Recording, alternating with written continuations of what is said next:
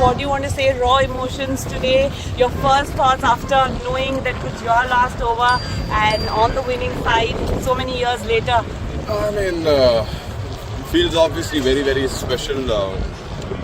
I've said it multiple times before as well. This was a dream which I wanted to win. Someone from where I come from in my life, how life has been. You know, this is something which was always a dream, and it's, you know, the feeling which I can't describe because it has finally happened, and more so over when I know that when everything came down to me at the end. Just very, very happy for the group, and yeah, finally got this. हार्दिक, पिछले कुछ महीने हार्दिक पांड्या होना आसान नहीं था, बहुत tough रहे आपके। वहाँ से ये जो देर आपको लग रहा है कोई ऊपर वाला आपके स्क्रिप्ट लिख रहा था? सर डेफिनेटली मैं ना बड़ा ग्रेस पे मानता हूँ सर।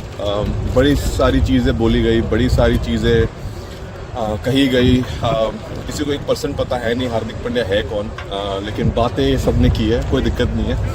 बट मैंने हमेशा माना है लाइफ में आप कभी मुंह से जवाब नहीं देते हैं, हालात और चीज़ें जवाब दे सकती हैं। और मैंने वही जब वक्त भी मुश्किल था तब एक ही चीज़ मैंने खुद को बोली लाइफ में, दैट आप ज़्यादा देर तक नहीं चल पाए। और मुझे मैं ग्रेस में बहुत मानता हूँ। आप ग्रेसफुल रहे, हारिए जीतिए, ऊपर डाउन, अगर आप ग्रेस रखेंगे, I think it is time for our fans or everyone else to learn as well that irrelevant क्या हो लाइफ में, एक तरीका, आई थिंक एक बेहतर तरीका भी ढूंढना पड़ेगा अपनी कंट्री में। और आई एम श्योर वो सेम लोग काफ़ी खुश होंगे। और बस बहुत ज़्यादा कुछ कहने के लिए है नहीं। हार्दिक, जब वो आप आखिरी ओवर डाल रहे थे तो can you just tell us कि आपके मन में क्या चल रहा है? एक 2016 में भी आपने एक आखिरी ओवर डाला था, आज यहाँ आखिरी ओवर डाल रहे थे।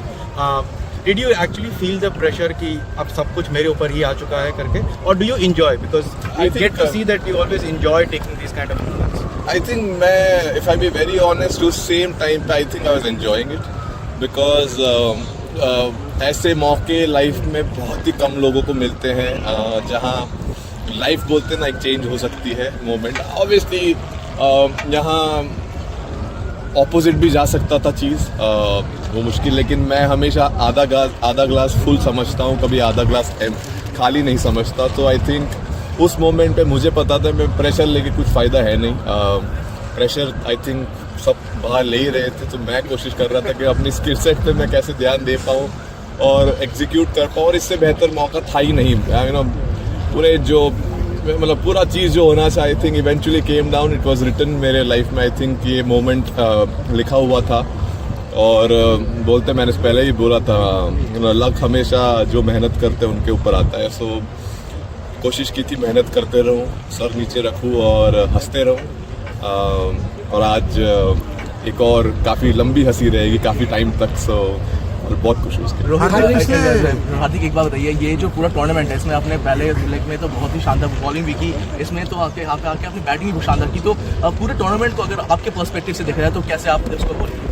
आई मीन अब तो जीत गए तो आई एम श्योर इवन मैंने अगर 0 भी किया हो तो मैं खुश होता, क्योंकि मैं हमेशा मानता हूँ कि अगर जब तक टीम जीत रही है इंडिविजुअल परफॉर्मेंसेस कुछ मैटर नहीं करते डेफिनेटली। लेकिन अगर आप अच्छा करो और आपकी टीम अच्छा कर पाए, वो बहुत स्पेशल फीलिंग है। और ऑब्वियसली जब भी मौका मिला मुझे it was great that I was able to do something, contribute कर पाया। और हमेशा आई थिंक मैंने क्रिकेट मेरा हमेशा ऐसे ही खेला है।